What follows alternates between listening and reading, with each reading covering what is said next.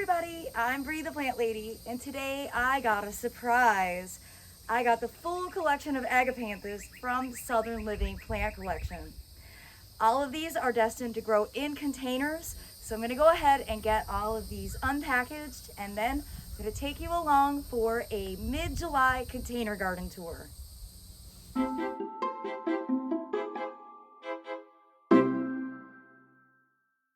So first, I just want to say the packaging is brilliant. I spent most of my career working in retail mail order nurseries, and I'm always really judgy when I receive plants based off of their packaging, and this is hands down the most efficient packaging job I've ever seen. I'm going to put a link in the description so that you can learn about all of these varieties. This is Blackjack, this is Ever Sky Light, this is Ever Star, Ever Amethyst, and Ever Midnight. And these are all from my friend Andy DeWitt, who lives in South Africa, breeds Agapanthus. I actually saw him last year when I was in South Africa. And my dear friend Peter van Rijzen, who lives in the Netherlands, is actually the guy that is behind the scenes getting lots of amazing new plants into the marketplace. And Peter is the rep that gets Andy's genetics from South Africa over to the US to then be distributed through the Southern Living Plant Collection. I'm going to actually be traveling with Peter all of next week, so I'm really excited that I have these. It'll certainly give us something to talk about. But as I mentioned, I'm going to put all of these Agapanthus in pots for the long term. I have found that here in my garden in Fuquay-Varina, North Carolina, 20 miles south of downtown Raleigh, I'm on all sand, which in theory would be good, except that we have a high water table, and when we're wet, the water table is really close to the surface, and plants like Agapanthus really suffer, especially in the winter. And though I've successfully overwintered these outside, they get smaller and smaller every year and they don't bloom reliably. However, the ones that I have kept in pots, even pots outside 12 months of the year, have thrived and done really well. Now my plan is to grow these in pots, bring them into the greenhouse for the winter, and then pull them back out after we're past the threat of frost. That's the advantage now of having a greenhouse to play in. But this brings me to needing to go around and see if I have any pots available. Go ahead and give you all a tour while I'm at it, and then get these planted before I leave town, because I'm going to be gone for the next week at a trade show and then touring nurseries in Michigan. So I hope you'll enjoy watching all the progress that the containers have had. Everything's been planted since roughly the middle of April. So we're kind of at a time where now things are starting to die, and that's great because it's an opportunity for me to be able to reuse the pot. Well, since Sophia is being so photogenic, I'll start right here with these pots of rice. I don't love the mix of the two colors, so I don't think I'll do that in the future. But you could see the Rex rice and the Black Madras are growing at essentially the same rate. These are just garbage cans from IKEA. They don't have any drainage holes. The rice loves it. It is time for me to put more BT dunks out to prevent mosquito larvae from forming. Now, continuing here at the front porch, the wall on this side, I'm shocked that none of the trial plants are dead. They don't necessarily look great, and I don't think they would be doing any better in the ground. In fact, I saw a whole bunch of dead petunias when I was at Johnson Nursery, which definitely made me feel better about my own habit of killing petunias. But the bottom line is everything is still alive. And I'll be seeing all these genetics companies next week. And so that will be my update. They're not beautiful, but they aren't dead. So that counts. Now, in contrast, this side I think looks significantly better. Now, in part, this does get a bit more shade, but it's also the coleus and the plectranthus that grow so well. And they just do better than calibrachoa and petunias. But again, they're not dead. and that is what matters. Doesn't mean they might not die still, but they're not dead yet. All of these tomato pots are chugging along and producing a lot of fruit. I do have some nutritional and potentially disease things happening here. This one in particular, I did cut all the ugly foliage off and the new foliage got ugly, but you know, it's still fruiting. So I'd like for the fruit to ripen on the plant. I'm not exactly sure what disease this is because it's not impacting the entire plant. It's just this stem. Because see, over here looks fine. I swear, tomatoes will just constantly make you question your ability to work in horticulture. But they are alive, and it has been really hot, so I'm going to take a win when I can get it. Now you can see the rice that I did in the spice and rice and everything nice class at the Ralston Arboretum at the end of June is doing really well. This was all from seed, and so that is growing nicely.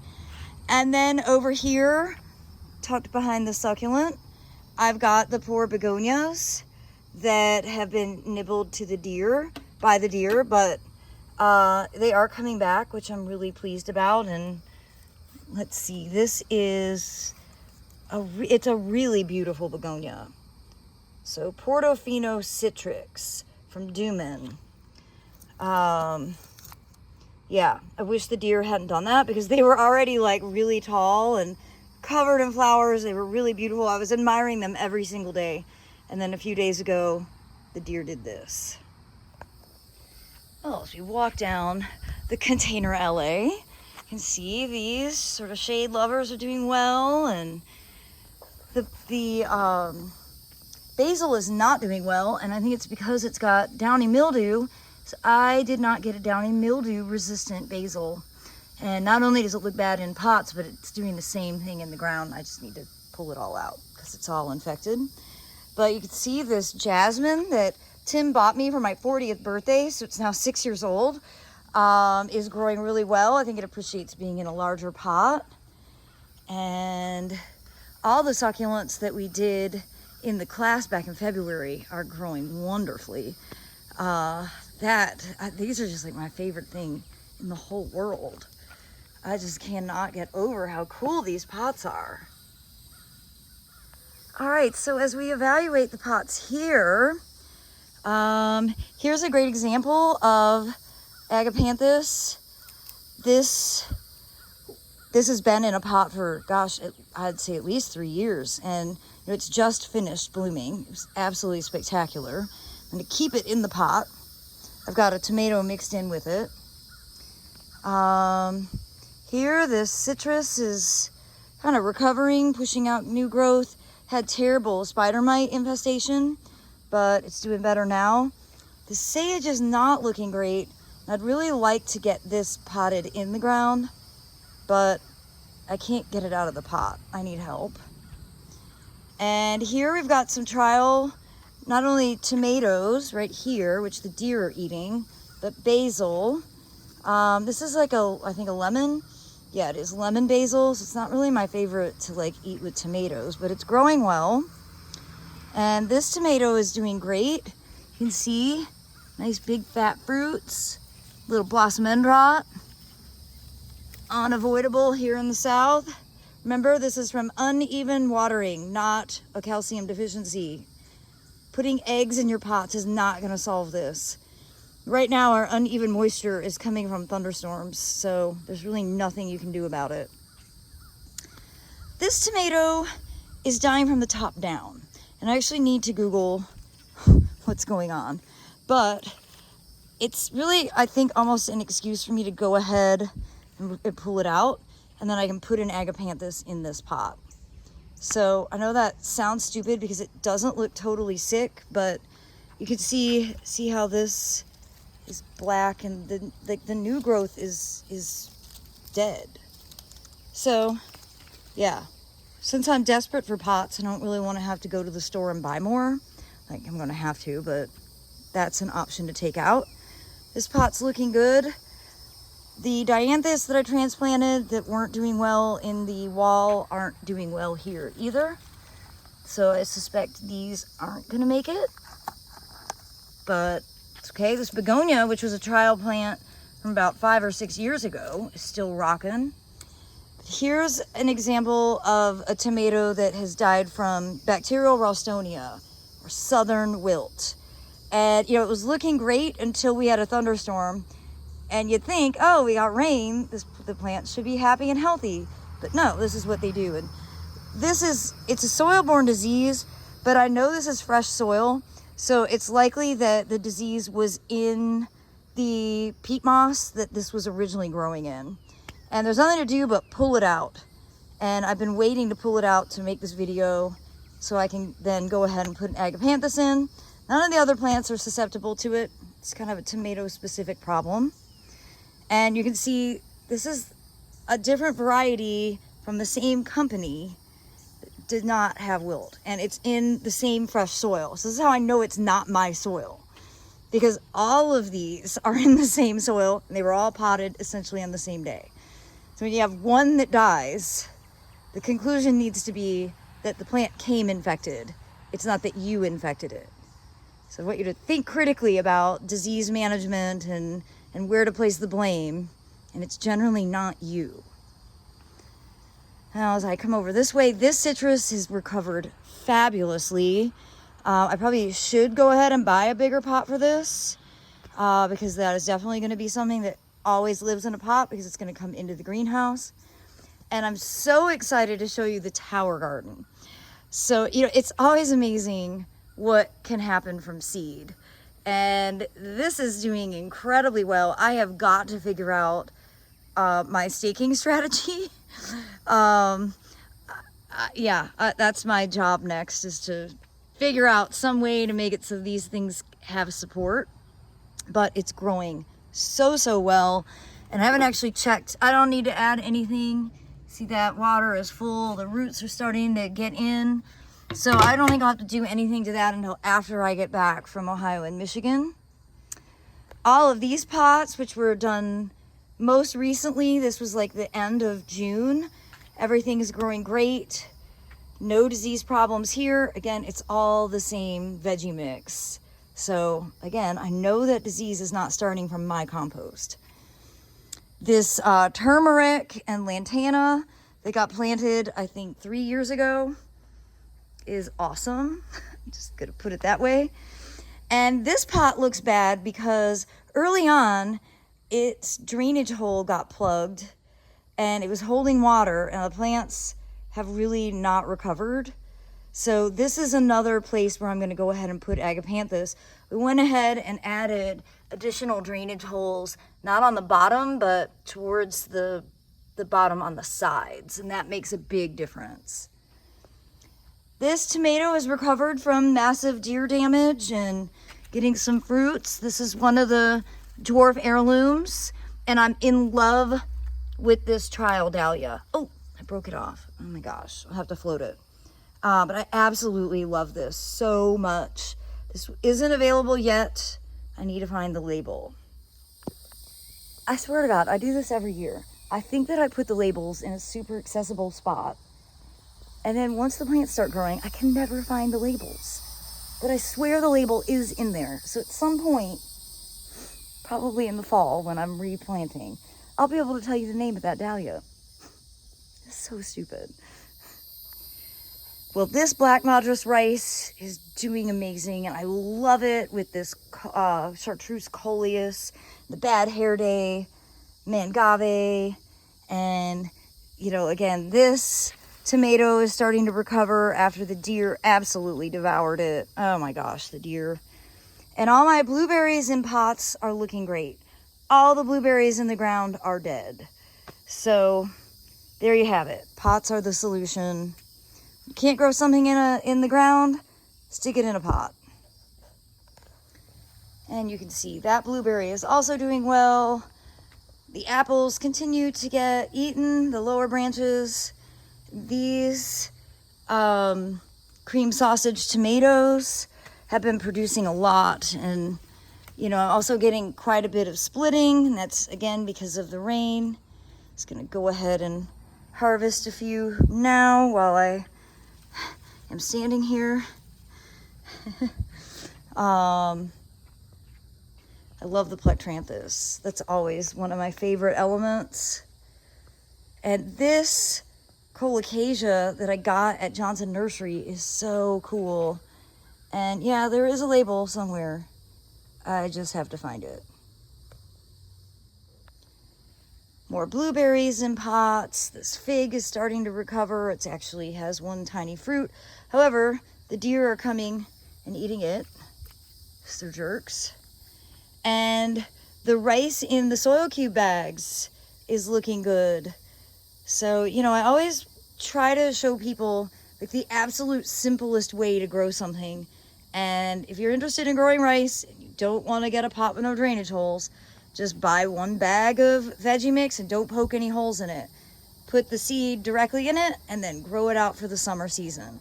You've created a rice paddy. It's just in a plastic bag, but it totally works. And I feel like I keep proving this year after year. Of course, this is the Agapanthus that has gotten me all excited about growing Agapanthus in pots. And this is Twister, also from Andy. And you know, something that I don't know if I've mentioned or not, but I love cutting these old flower heads off, letting them dry, because they look just like an allium. And you could spray paint them if you want, but I have them in like big glass vases, and I think they look super cool, and they hold up forever. They're really practical. And of course, these are the seed heads from the Agapanthus. I'm not getting into Agapanthus breeding. Andy can keep doing that. But look, it's putting out more flower buds, and it's like every freshly opened flower has a bee in it. Agapanthus are such a great plant. Well, I've done nothing here because we've been getting steady rain, and everything looks great. You cannot go wrong with succulents. And, well, yeah, hopefully the Airbnb guests, there's nowhere to sit, but hopefully they take a stroll and enjoy the scenes. It's pretty amazing how much those bananas have grown just in the last 2 weeks. These root pouches are growing great. The tomatoes did die. They have wilt. So there is bacterial Ralstonia in these bags. So I need to like write myself a note and stop trying to put tomatoes in here because I don't need tomatoes in here. But everything else is doing wonderfully. Obviously zucchini and squash and peppers. And what else is in here? Okra, cucumbers, all those things, they don't get Ralstonia, so it's totally fine.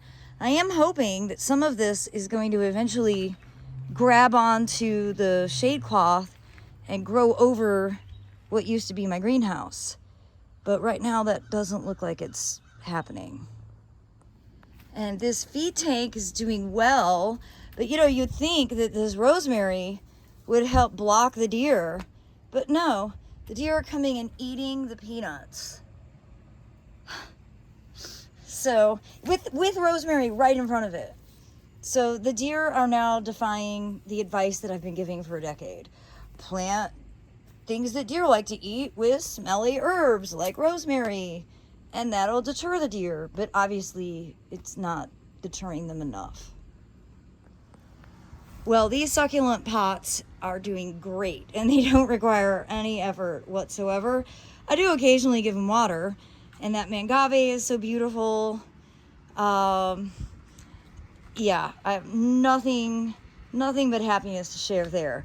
However, I have one pot over here, which is out of the range of the hoses, and I had a hydrangea in it, and I completely let the hydrangea die.